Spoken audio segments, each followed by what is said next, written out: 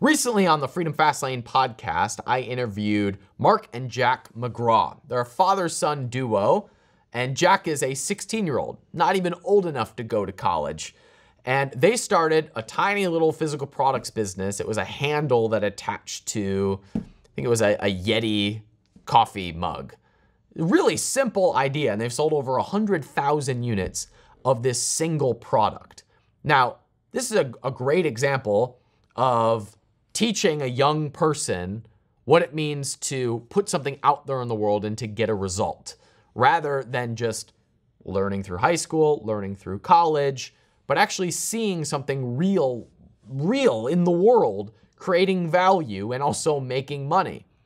So this simple product sold over 100,000 units, and it's continuing to grow. It's continuing to sell, and they were excited if they had sold 1,000 units. I think they said that they dreamed of maybe selling 10,000 units.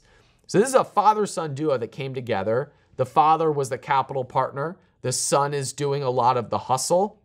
It's a great example of what happens when the right partners, whether they're related or not related, come together with defined roles of how each person is going to contribute to the business.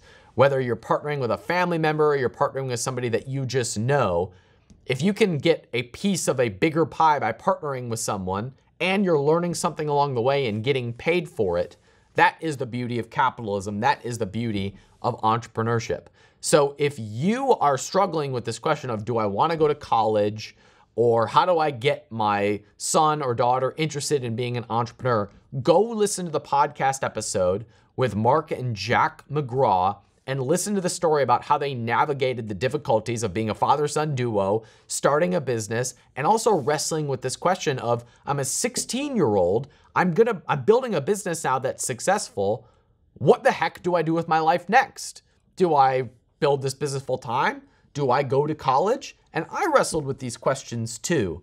What I discovered was, as a result of having a cash flow machine in college, it forced me to wrestle with much bigger questions once I graduated.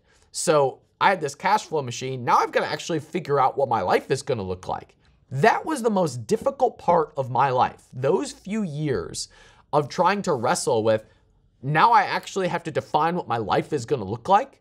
These are challenges that most of my peers didn't have to deal with because it was, I got to make money, so I'm going to pick a career and just go for it. There's some peace in that direction. These are questions that we're going to have to deal with because things are getting cheaper, whether or not the media tells you. As automation continues to climb, prices are going to come down. We're going to have more free time. We're going to have more freedom, and we're going to have to figure out what our lives are going to look like.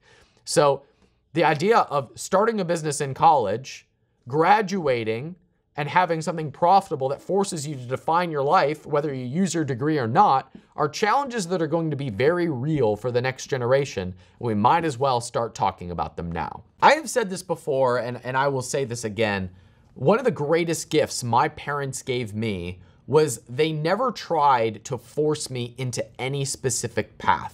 They instead encouraged whatever path felt natural to me.